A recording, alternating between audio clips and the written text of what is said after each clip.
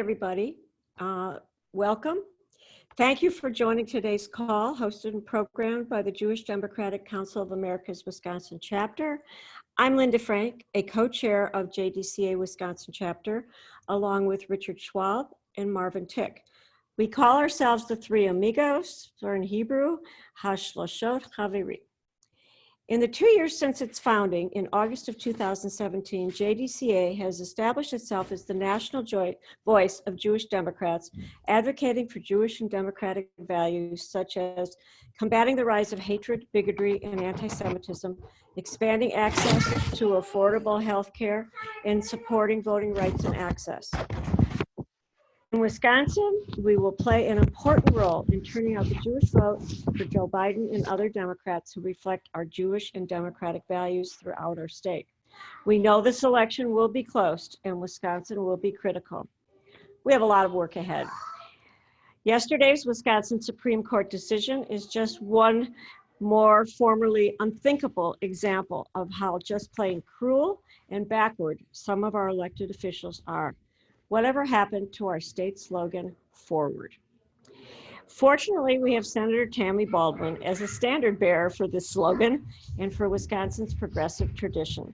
A Madison native and Smith College graduate, Senator Baldwin began her career-long commitment to public service in law school at the University of Wisconsin when she filled an aldermanic vacancy on the Madison Common Council.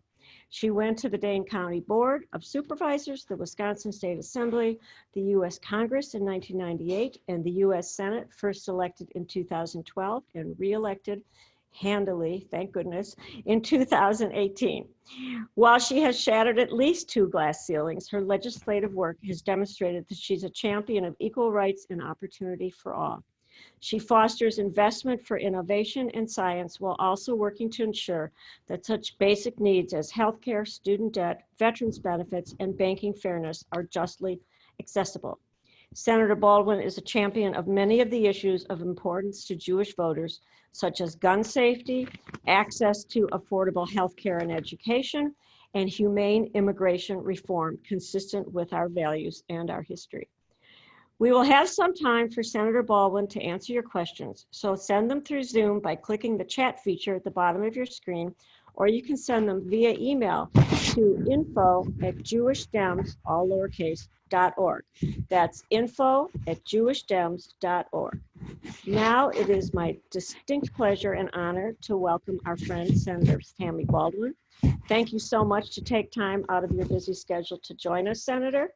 So what's new? Thank you so much, Linda. I really appreciate that generous introduction, and I'm really, really delighted to get to join this group to discuss a wide range of issues. But I'll try to keep my opening somewhat focused so that we can go on with the program and then do a Q&A discussion afterwards. And I'm glad everyone is meeting virtually. I wish it weren't the case, but we all do know that we are safer at home and everyone's doing their part to help stop the spread of the coronavirus. So we are back in session in the United States Senate, getting towards the end of our second week back. I had spent quite a bit of time after we passed the CARES Act in late March, back in Wisconsin, basically doing 3 things. And while I was learning that teleworking is even more exhausting than not teleworking, because they don't have to put time between meetings, right? You don't have to walk somewhere or drive somewhere. So, but the 3 issues were, number one, trying to listen to many of my constituents through whether it was organizations that they were involved with, advocacy groups, et cetera, to hear what was really happening. And secondly, to do my best to oversee effective and transparent implementation of the CARES Act, which, as you know, was a vast undertaking in excess of $2 trillion focused on the direct payments, on small business stability, keeping as many people on payrolls as we possibly could. It had what we called a Marshall Plan for public health and healthcare, a stabilization fund for state and local governments, and very significant emphasis on trying to make sure that we have the things that we're going to need as we transition from safer at home to working, opening up businesses again. And I'm sure I'm missing many significant provisions within the CARES Act, but that was my second sort of big mission. And already during that time I was back in Wisconsin, many of my telephone meetings were with colleagues already beginning a work on a new coronavirus response package, because there were still so many unmet needs and so many people in crisis. One of the things, now we were reconvened on May 4th, and frankly, I would have been much more enthusiastic about our reconvening if Mitch McConnell had scheduled anything in the last 2 weeks on the Senate floor that had something to do with the pandemic. But indeed, in these 2 weeks, he has not. And it's been enormously frustrating when we realize that there's still so much work to do. At least in committee, we were able to begin some oversight hearings on implementation of the CARES Act, and really, I think, shine a spotlight on some of the ways in which it is being mishandled because of a huge lack of leadership. Without going into much further detail on policy, I want to say one last thing on the policy and then move to elections, because we're Democrats talking to each other about winning and how desperately we need to win in November. But the one last thing I wanted to say about policy is both through the pandemic itself has lifted a veil on inequities in our economy and in our country that have existed for decades, let's say centuries. But it's brought it into public view in a way that we haven't seen it. Everybody is seeing it. And I want to think about the elections that follow as a way we can make a collective commitment to build back better and to address some of these enormous inequities, be it in healthcare, be it in housing, be it in economic opportunity and education, as we move forward. Crises and pandemics don't offer many opportunities, but it has exposed this opportunity. And I know that the group of people that I'm joining on this call are very committed to making those changes. Okay, so elections. I'm going to flash back to April 7th when our election process was completely politicized. And rather than following Governor Evers' lead in trying to make sure that our election would be safe for everybody who wanted to cast their ballots, we had partisan fights that were just another chapter of voter suppression.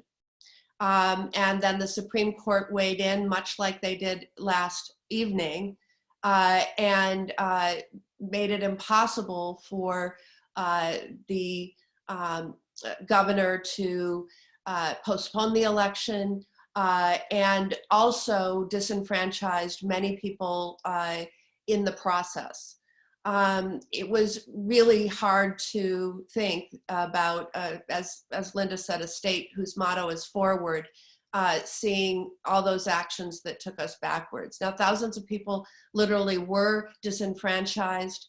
There are already over 65 cases of coronavirus that have been identified among people who participated either as poll workers or voters in person at the polls on April 7th. I will put the footnote, as all the scientists do. They can't link it that the infection was caught at that moment, but it obviously was such a risk. But there were some great results. My friend my friend Jill Karofsky was elected to be a next justice on our state Supreme Court, and with a really significant margin. I've known Jill and her family for many years. Her father was my pediatrician, and I've known her mom in her leadership positions, and Jill is going to be great. And fair and just. So I think one of the things we can take from that is that we have to be prepared to operate an election and a primary in August before then during a pandemic. And we have to heighten our ability to reach out and communicate in virtual ways. Because it's unlikely that door knocking will be a possibility or a prospect prior to November.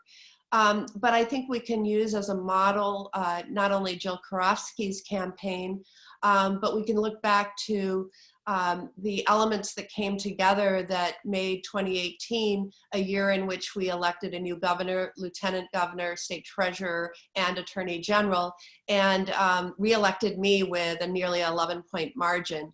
And I have been actively sharing the insights that we gained with our presumptive presidential nominee, Joe Biden, and look forward to our capacity to participate in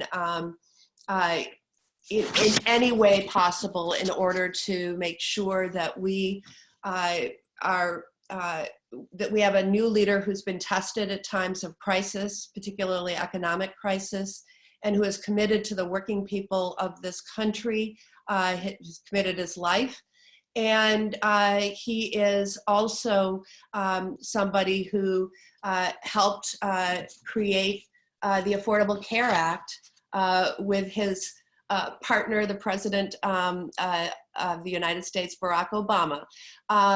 If we want to build back better, we know we have to change who's in the White House. And so I'm just, as I said, delighted to join you today and be a part of this conversation and fire everyone up for the things that we need to do.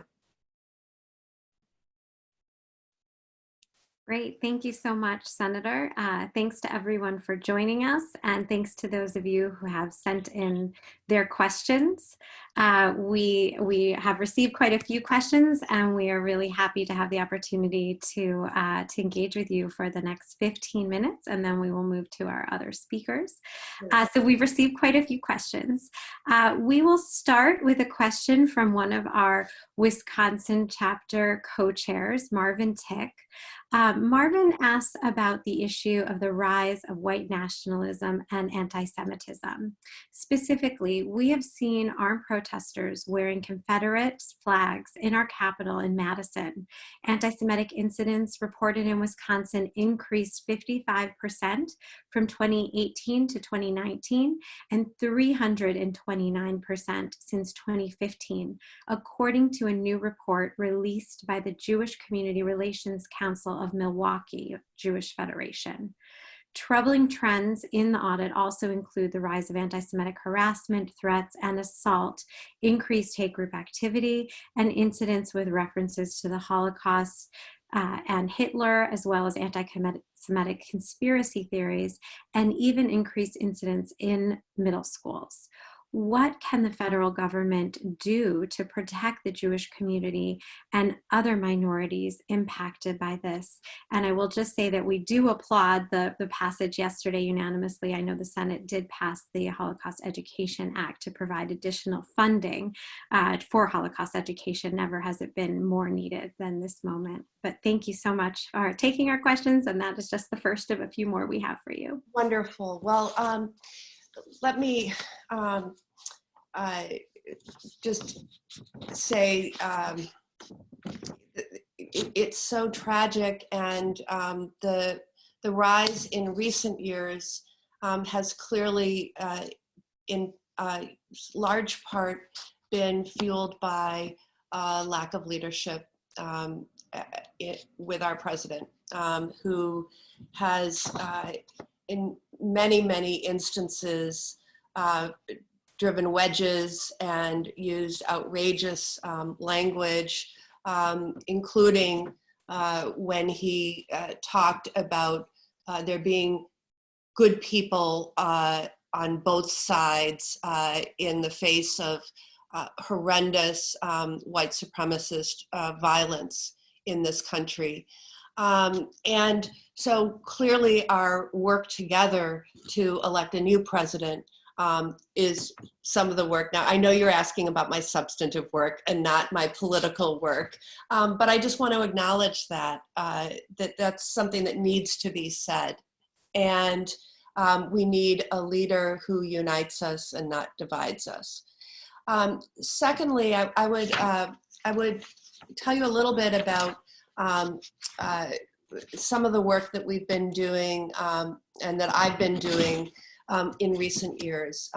In terms of very specific to Wisconsin and the Milwaukee community in particular, I remember the bomb threats that were received a few years back, where the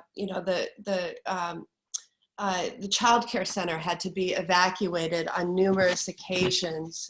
I can't think of anything more frightening for children than to know that they are being targeted because of the school at the Milwaukee Jewish Center. I remember visiting, and one of the things that was very clear was that there weren't financial resources available in our counterterrorism effort grants, or grants that are given through FEMA, for nonprofits or organizations like the Milwaukee Jewish Center. And we went to work and changed that.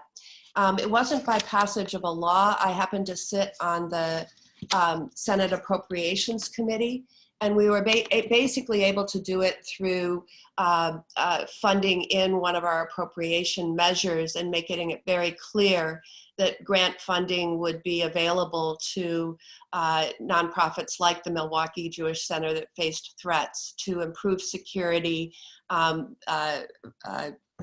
improve visibility in terms of making sure that that we have what we need to keep the community safe.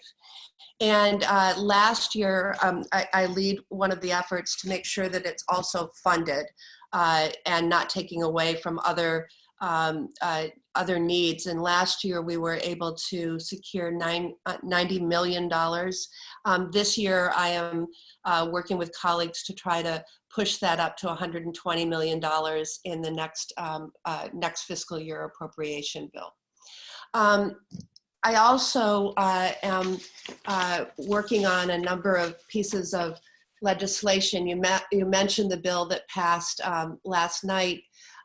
There's also the Never Again Education Act, which really is, it's authored by my colleague, Jackie Rosen of Nevada, and it meant to make sure that there's a huge expansion of curriculum available regarding the Holocaust, but also to make sure that that's available nationwide. I am a co-sponsor of the Senate bill that opposes BDS. And also, the other thing I want to mention in terms of the work at the national level, which is international level, which is something that I continue to follow. But I introduced a bill with Marco Rubio called the JUST Act, to make sure that we have permanent vigilance over countries that are refusing to pass favorable laws to allow people, organizations and families restitution for property, whether personal property or real estate that was seized during World War II and the Holocaust.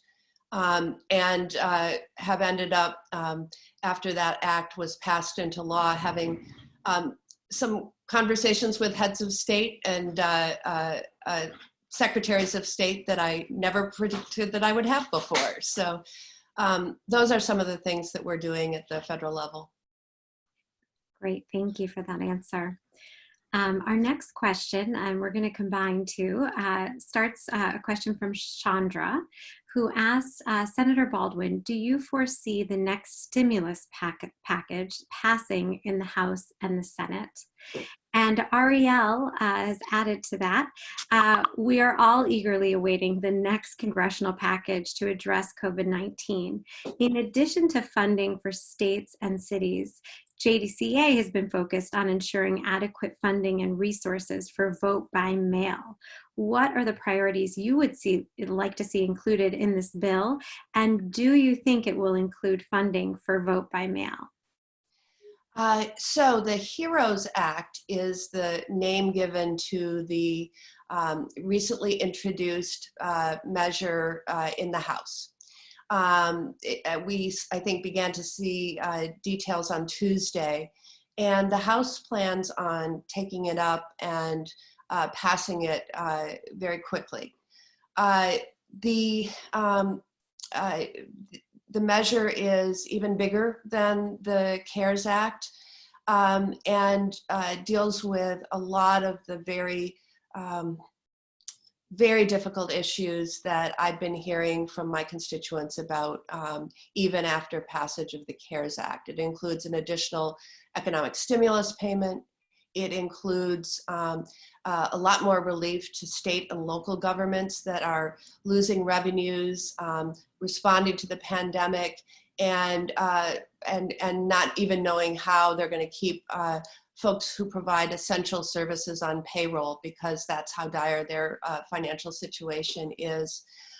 It does a lot more to boost testing, and it streamlines the supply chains for medical equipment and personal protective equipment. It includes much of my measure that unlocks the full potential of the Defense Production Act, so that not every hospital, clinic, and employer are bidding against each other to be able to have the supplies they need to keep their workers safe, their customers safe, et cetera. There's a housing provision which was much more robust than we've seen in the past, because many people are in jeopardy of losing their homes. And yes, there is also a very significant infusion of dollars into our electoral system. I think that let me say that the expressed need for a vote by mail nationwide program is about $4 billion. And $400 million was included in previous response packages, but with very little guardrails to make sure that they would be used for a vote by mail. I think that this infusion of $3.6 billion additional dollars gets us there. And yet we also know that there's a lot of political resistance to this. So one of the ways that we could overcome the political resistance is to relieve localities of the expenses related to operating a vote-by-mail election. And so that's kind of our hope of directing that, even though local election officials really do make the decisions of how they're going to conduct their elections, whether they have early voting, how long, et cetera. This does mandate at least 15 days of early voting for those who must vote in person. And so anyways, that's part of the HEROES package. I fully support this effort. And I want to just acknowledge the political opposition. Again, goes back to our focus on elections in the future. We need folks who want to enfranchise, not disenfranchise people. And one should never have to choose between their health and safety and their family's health and safety to exercise their constitutional right to vote. Now, prospects in the House, I think it's going to pass the House. We have the majority there. Speaker Pelosi was very inclusive with her House members in terms of putting this package together. And then it'll come over to the Senate. Mitch McConnell, the Republican leader of the Senate, has stated, I think within an hour after the bill was unveiled and introduced, that he would oppose it, would not bring it up for a vote. And that's where the work begins, because I think the needs are so great that we will have the opportunity to share with reluctant members of the Senate, mostly in the Republican Party, well, all within the Republican Party, of the incredible need to move forward with this. And so I think it will be hard, especially in an election year, for them not to hear their constituents. But it's up to us to make sure they do by encouraging folks to speak out. And I think we have very significant prospects of passing a robust fourth measure. It won't be identical probably to what they pass in the House. But the negotiations, once Mitch McConnell gets over his inertia, the negotiations will begin in earnest. And I would say, I'm not an odds maker, I don't have a crystal ball, but I think it's certainly something that we can accomplish together. Great, and our final question comes from Jonathan. As this crisis continues, more Americans are losing access to their employer health insurance because they are losing their jobs. Meanwhile, Republicans are actively suing to gut the ACA, or the Affordable Care Act. What can we do to help strengthen and expand access to affordable health care, especially in this time of dire need across the country? Well, the most straightforward way that President Trump has resisted would be to open a special enrollment period for the Affordable Care Act, so that people who have lost their employer issued insurance or who can't afford to continue that employer issued insurance through the COBRA program, where you pay full freight, would have an affordable option. Because as we know, the Affordable Care Act provides a healthcare marketplace, and for those who can't afford the premiums, there is assistance, subsidy. And there's never been a time when having access to healthcare insurance is so pressing.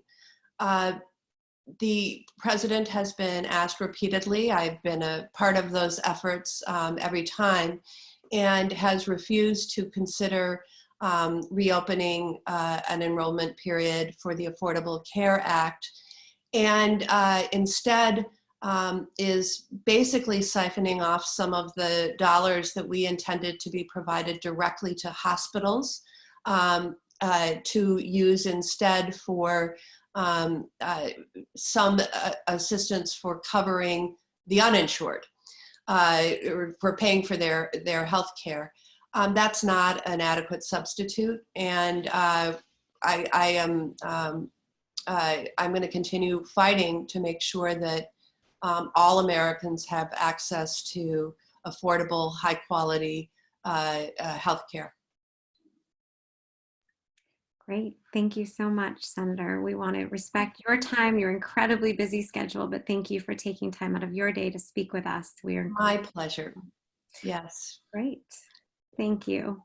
Thank you. Thank you for all you're doing to fight for all of us in Washington. Thanks.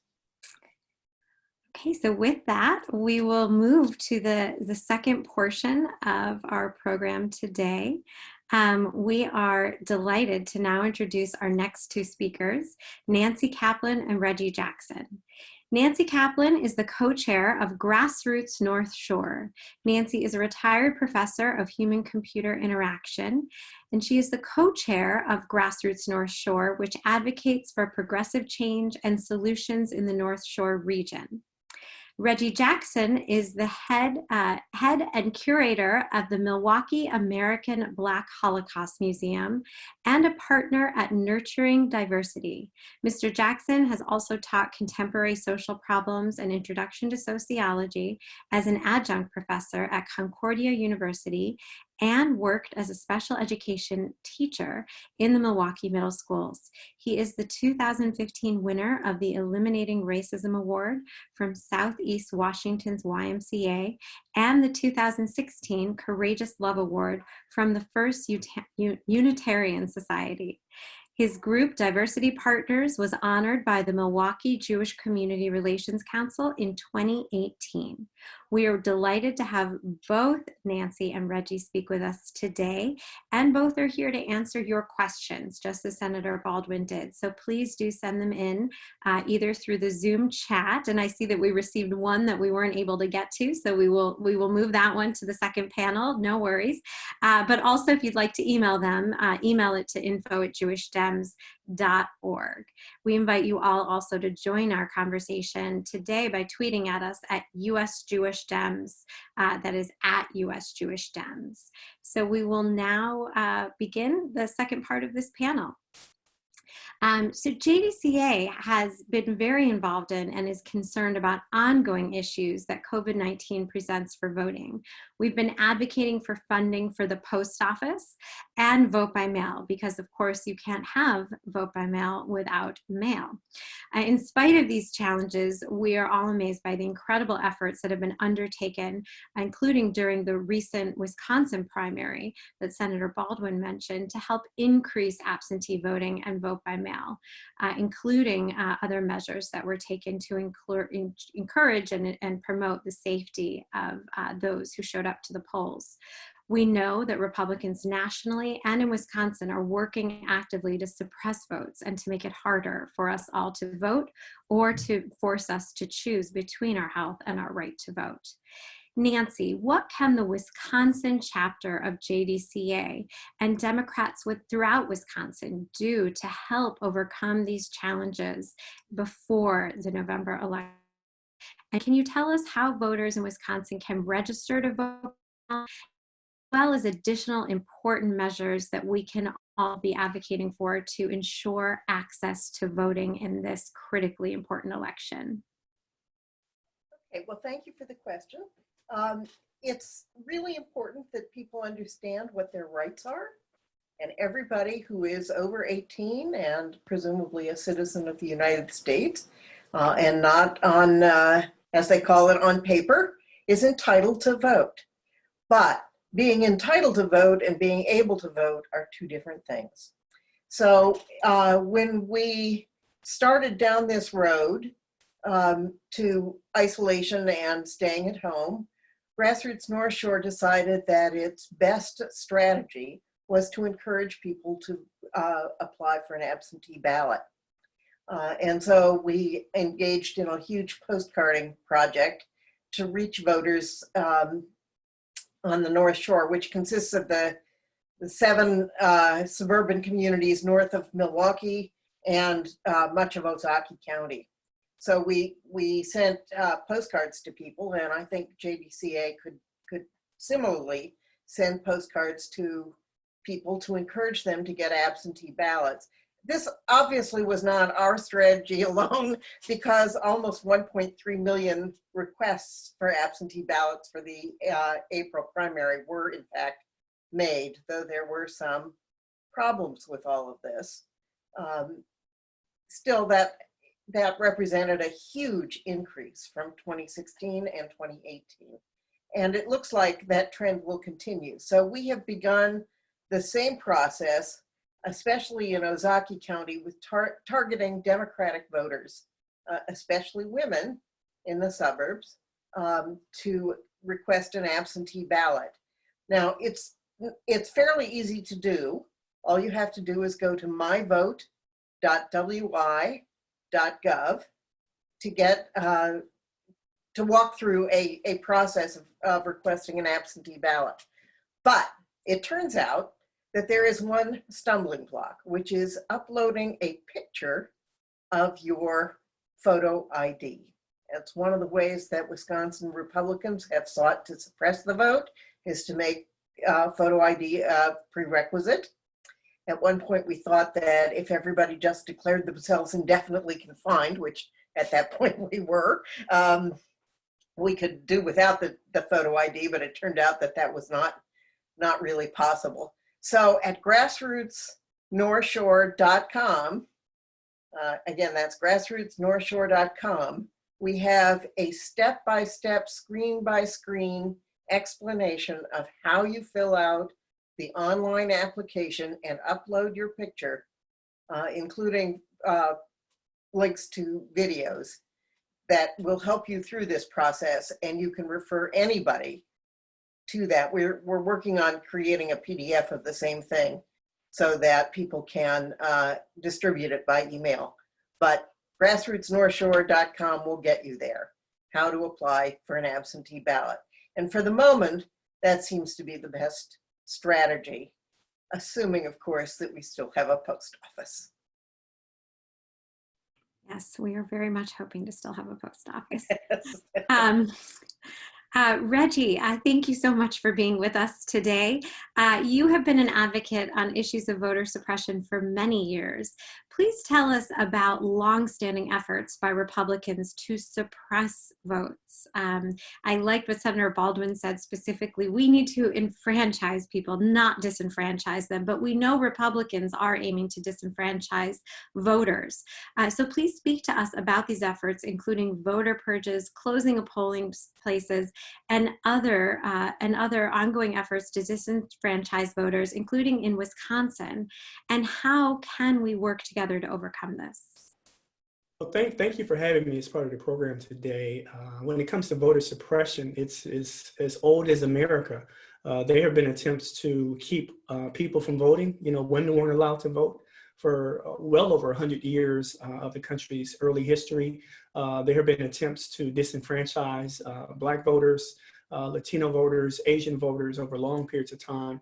I would say that in recent years, though, these efforts have stepped up and become much more creative than they were before. When we hear about the voter ID laws, most people aren't aware that most of the states that have voter ID laws are pretty recent creations in the last 10 years or so. And particularly since the 2012 election, many states adopted these, including the state of Wisconsin, which started the process in 2011. But what happens is when we look at some of the other efforts, voter purges have become very popular in recent years, but they've been around for a while. We've been purging people from voting rolls without much fanfare for a number of years. One of the most devastating ways to suppress votes is felon disenfranchisement laws. There are only 2 states in the country, Maine and Vermont, that allow people in prisons to vote. Every other state has some type of restrictions. In Wisconsin, as Nancy said earlier, if you're what they call on paper, and what that means is that you serve your time in prison, you've gotten out and you're under some form of supervised release, whether it be probation or parole, you aren't allowed to vote. And in Wisconsin, we actually have the second highest percentage of African Americans who can't vote due to felon disenfranchisement of any state in the country. We have over 65,000 people in the state of Wisconsin who can't legally vote. And many people who are even off paper, who've finished their supervised release, still think that they can't vote because there have been rumors and even a number of years ago, there were big postcards in the central city of Milwaukee telling people that if you were a felon, that if you voted, you're going to go to prison. So that wasn't true, but people believed it. Some of the other things, gerrymandered maps. Gerrymandering has been around for a very long period of time, but it took another step in recent years as the GOP took to using science and big data to create maps that were much more specifically oriented to making sure that they could never lose. And of course, the U.S. Supreme Court has allowed those maps to continue to exist. When we look back at the April 7th election in Milwaukee, I called it suppression by pandemic. There was no reason that we should have had people out risking their lives to vote. And in the city of Milwaukee, 180 polling places, 175 of those were closed. And there wasn't, much information for the residents of the city to find out which polling places were open, whether the ones that they used were open or closed. And one of the big issues with the voter ID, as Nancy said, if you're going to try to register online for the absentee ballot, if you don't have access to a computer or access to internet, then you are not going to be able to get that application for the absentee ballot. So there are a lot of things that have been put in place and that we have to continue to work around, because in many respects, there's not a whole lot we can do to overturn some of these policies and practices that are in place. We just have to be very vigilant about making sure that we make people aware of these issues. Thank you. We've received at least 2 questions regarding vote by mail, so we'll take them both for both of you, whomever would like to address them. Our first question comes from Michael, and it's about an issue that we've mentioned. Isn't vote by mail dependent on the post office operating? Trump is appointing one of his largest unqualified donors to head the post office, and he and Senate Majority Leader McConnell are not planning on funding the post office. What can be done about this? And then separately, Randall has asked, is there any way to guarantee that our mail-in vote is actually counted? So to both of you, whoever wants to go first. Let me just start by saying the only way to deal with Michael's question is to pressure your representatives in Congress. So Senator Baldwin, Senator Johnson, and your congressional representatives to make sure that we have a post office that functions. It is, after all, part of the Constitution that we have a post office, and that should be honored. I don't think there's anything we can do directly, except hand deliver the mail ourselves, I suppose, to ensure that the post office survives, except to raise our voices and maybe give our money to organizations that are fighting for the post office.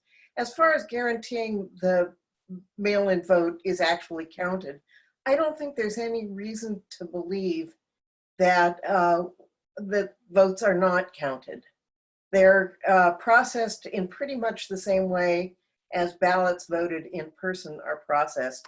It's just that they're processed centrally in the municipality clerk's office instead of at the polling place. They run them through machines. And the fact that in the April 7th election, there were some oopses with the post office, with that ballots not being delivered to the people who needed to vote, and ballots not getting back to the voting municipality clerks on time, though we did have extended time for that to happen. This whole issue about postmarks is another thing, but it's possible that some ballots got lost in the mail, in short. But I do know from talking to the mayor of Glendale that there was an FBI investigation of at least one of the major issues with the post office here in the North Shore. I don't think that's likely to be repeated in populous places, especially if people get their absentee vote requests in now for the August and November elections, because part of the problem was simply the overload, the avalanche of requests at very close to the election. So, Reggie, do you have more to add to that?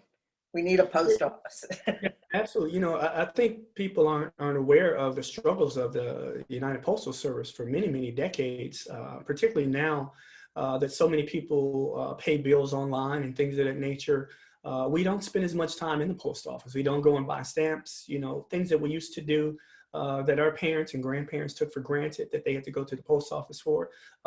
Those things are automated. You don't have to go to the post office. And so the way that the post office has been financed by the federal government, they have struggled financially for a very long period of time. There have been many years where they thought that they were going to simply go out of business.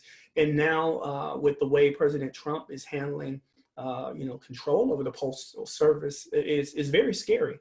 And when it comes to, you know, us ensuring that those votes that we send in are you know, received, you know, people don't know whether or not their votes were counted in the April 7th election. There is no, you know, formal way as a citizen to say, well, I voted. How do I find out if my vote was actually counted? I've had many people come up to me and say, I don't know if my vote was counted. How do I find out if my vote was counted? Because I don't necessarily think that it was. I think there needs to be a much more transparent process where people can go and check after the election whether or not their votes were counted. And I know that, as Nancy said, with the glitches with some of the mail not being delivered, you know, boxes of ballots being found in the corner in a couple post offices, things of that nature, those are very alarming when people saw that on the news. And we have to do better. We simply have to do better. We have to hold people accountable for making sure that these very important ballots are out there. And I completely agree with what Nancy said about galvanizing people to get those absentee ballots early. You know, because there was such a rush, because we didn't know it was going to happen on April 7th. People rushed it last week. There wasn't a lot of great communication about the process. People were confused. I think if we inform people, educate people now about the importance of getting that done now. Don't wait until the August primary. Don't wait until November. Get it done now so that you're pretty sure that you'll have that absentee ballot in time for that election. So, and even registration, still making sure that we find creative ways of getting people registered. You can't go knocking on doors like we used to, but there are ways of reaching organizations within communities, community-based organizations that have regular contact with residents and getting them invested in the process of helping to get people registered to vote. So one of the things that's happening here on the North Shore is that the communities in Milwaukee County are at least considering sending absentee request forms out to every registered voter. Now, this is a great strategy in communities that vote for the right people. Let's just put it that way. Not a great strategy. I mean, it is a great strategy because we want everybody to vote. But if what we're trying to do is win elections, then it's not a great strategy in, say, Osage County. So what you want to try to do is get communities that, like the city of Milwaukee, which is also planning to send absentee voter request forms on paper to every registered voter, and these 7 communities in the North Shore. That apparently had a tremendous effect on turnout in Whitefish Bay and Bayside, which did it for the April 7th election. So we want to try to get people to do that and to, as I said, fill in their absentee ballot requests early. But we do find that there are technological obstacles, there are cognition obstacles, there are lots of different ways that people find this process difficult, and finding ways to help get this done is, I think, paramount. It doesn't solve the problem of the post office, but it does solve the problem of getting people registered and able to vote by mail. Great. Thank you. Our next question comes from another, we have three, again, the three amigos here. Our third Wisconsin JDCA chapter co-chair, Richard Schwalb, and we've been able to figure out technologically how to bring Richard over to ask the question himself. So go for it, Richard. Thank you. Excellent, thank you. Nancy, I've got a comment and a question for you. So access to voting and to obtaining and mailing in absentee ballots is critical for Joe Biden to win Wisconsin and the presidency, but retaining the Democratic majority at the House and gaining a Senate majority is nearly as important, as are down ballot races for state legislature, so we can gain Democratic majorities there. Greater turnout for down ballot races can also increase votes for Biden for president. Now, opportunities for gaining a Democratic seat in Congress in Wisconsin include Tricia Zunker in the 7th District around Wausau, who lost a tough special election in a tough district this week. Tricia did about as well as any Democrat has since Democrat David Obey retired after 40 years of leadership in 2010. And Tricia will run a stronger race when she runs again in November. And closer to Milwaukee, Glenn Grothman in the 6th District, which includes Mequon and Cedarburg and nearby areas, is one of the most extreme, conservative, and most eccentric Republicans in the House, whose values are in great opposition to our Jewish values. Dan Cole ran a strong race against Grothman in 2018. And this year, several good Democrats will be in an August primary to take Grothman on, including a former state senator, Jessica King. In the 5th District, which includes Brookfield and Waukesha and surrounding areas, conservative Republican Jim Sensenbrenner is retiring after 40 years. And so Democrat Tom Peltzowitz will be running for the 2nd consecutive time, but this time without an incumbent.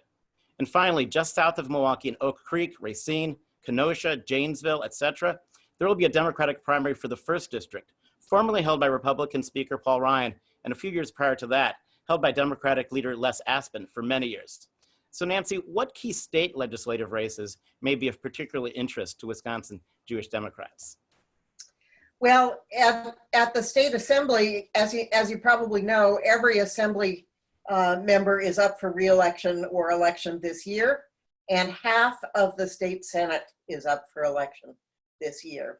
So in this area, we have people running against Dan Knodel, that would be Emily Segrist in the 24th Assembly District, and Jim Ott in the 23rd Assembly District, which spans from Whitefish Bay up into Ozaukee County.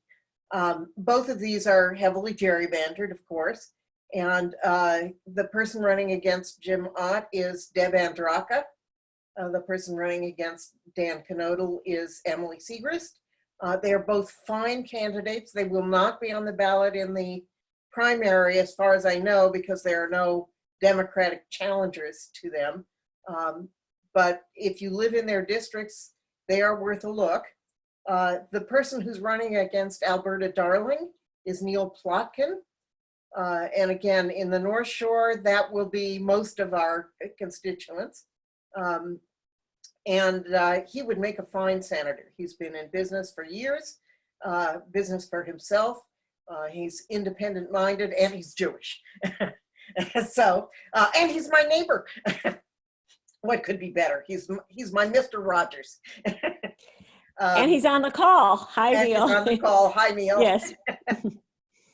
So there are people running, and I hope there are people running as Democrats throughout the state. I mean, one of the problems that we've had since the state is so tightly gerrymandered is getting good Democrats to make a run in some of these districts where it looks particularly hopeless.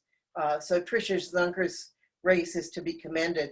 It's a very tough district for her because when David Obey held that district, it included some urban areas, which have been cut out.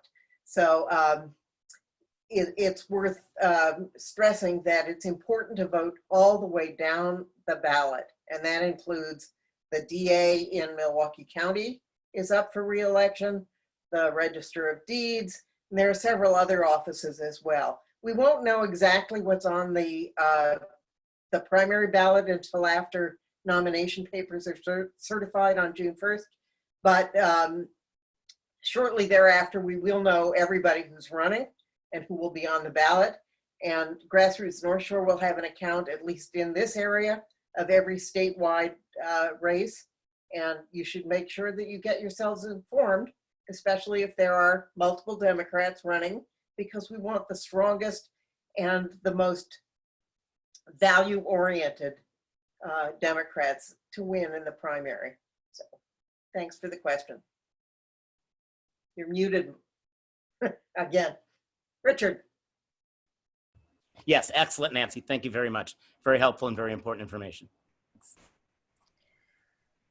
Great. So we're going to try to end on a positive note here. We have one more question that I hope will take us on that path, and then we're going to talk about how we can all take action. This question specifically is for you, Nancy. Your organization endorsed Judge Jill Karofsky. Tell us about that experience in that race. What are some of the challenges you faced on election day? But also importantly, she won. So how can we learn from that as a model for success as we look forward to November? Well, we haven't had time really to analyze all the election data, but we understand that Democrats made considerable inroads into the WOW counties, especially Ozaukee County, to a lesser extent Waukesha County, and to the least extent Washington County. So we should target that's where most of the Republican votes are too. So we should target our efforts toward getting every person we can to vote Democratic in those counties. We don't actually have to win there, but we have to reduce the margins. And that's, I think, the lesson, the big takeaway from Jill Karofsky's race, is that we managed to reduce the margins in those key Republican areas. The other thing I would say, since we're all, safer at home, is to use every potential method your organization has to reach voters. So postcards is one way, costs money. Asking people to do the email equivalent of telephone trees is another method that we have tried. So you contact people you know, ask them to contact 5 more people that they know, ask those 5 people to contact 5 more people they know, and pretty soon you've covered the whole state. We've urged people who, our group is fairly elderly, as you can see. So we've talked up children and grandchildren of voting age to see if we can, if they still live in Wisconsin, anywhere in Wisconsin, to encourage their parents and grandparents to talk up the elections. We know that voting falls off as people get younger. So encouraging younger people to vote is a very helpful strategy, and it's helpful for Democrats in particular. So anything you can think of that can use distant means to contact people, telephone trees, email trees, social media to some extent, postcards, all of those are useful mechanisms for staying at home. And by the way, people are eager to volunteer to do those things because they're so bored. That is the perfect segue into the final portion of our discussion today. I'm going to turn it over now to JDCA's Outreach Director and Grassroots Organizing Director, Carly Pildes, as well as Elle Siegel, also an essential member of our outreach team, to briefly talk about the steps that we are taking in the coming days so we can take action with all of you. Carly. Hello, and thank you so much for having me here today. Apologies in advance for any background noise. So I want to tell you a little bit about a really exciting event we have coming up on Sunday. We are working on our first National Day of Action. Over 400 volunteers have signed up. They'll be calling into 14 different states, all working to mobilize the Jewish American vote for November. So right now, we're launching chapters all over the country in places and races where the Jewish vote is really key to preserving our.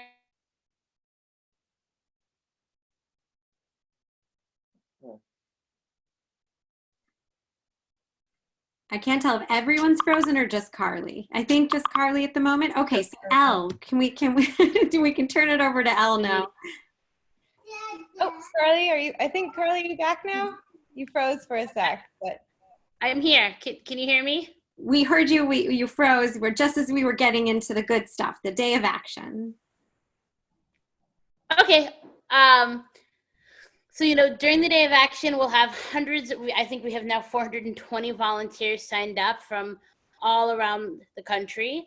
And we'll be calling into 14 different states. These are places like Wisconsin that are really, areas where the Jewish population is key to winning this election. Areas where our votes will really help put Democrats over the finishing line in November. So, can everyone still hear me? Can people hear me? Great. So, we're going to be calling people in these key 14 states, inviting them to chapter launches. We're launching chapters all across the nation, all of whom will be working to mobilize their community, getting out the vote, organizing, phone banking, and making sure that our community gets out on election day, particularly in places like Wisconsin, where the Jewish vote really is key to preserving our House majority, taking back the Senate, and taking back the White House. So this Sunday, 1 o'clock Eastern time, I would love to see you there. We're going to be calling Wisconsin. We're going to be calling Michigan. We're going to be calling Minnesota, across the Midwest, inviting people to events in their community, talking to them about how to take action, and getting them involved in local chapters that will be doing local organizing to turn out local Jewish communities. I'll be there. Haley will be there. We'd love to have you there, and would love to have you be part of our Wisconsin chapter moving forward. And I'll just add, I want to thank everyone so much for all of their work, particularly our three co-chairs, and say we're delighted to continue to work with you all in the coming weeks and months. There's going to be some fantastic training opportunities, phone banking opportunities, and you will be hearing from us very soon. And we welcome your questions and feedback moving forward. Feel free to email info@jewishdems.org if you have questions. And to sign up for the day of action, apologies, that's www.jdca.org. Sorry, it's www.jewishdem's.org. It's right on the center of our homepage. Yes, I put it in the chat. It's in the chat along with an action item we have to encourage your members of Congress to fund the post office and vote by mail. So thank you so much. Thank you to Reggie and Nancy for sharing your insight and expertise with us. Thank you for all the work that you do. Thank you to Linda, Richard, and Marvin for their leadership of the Wisconsin JDCA chapter. Thank you to Senator Baldwin for taking time out of her day to join us. And thanks to all of you for the great questions. We've enjoyed this discussion. We look forward to future such events, and we hope to see you on Sunday for our day of action. Thank you.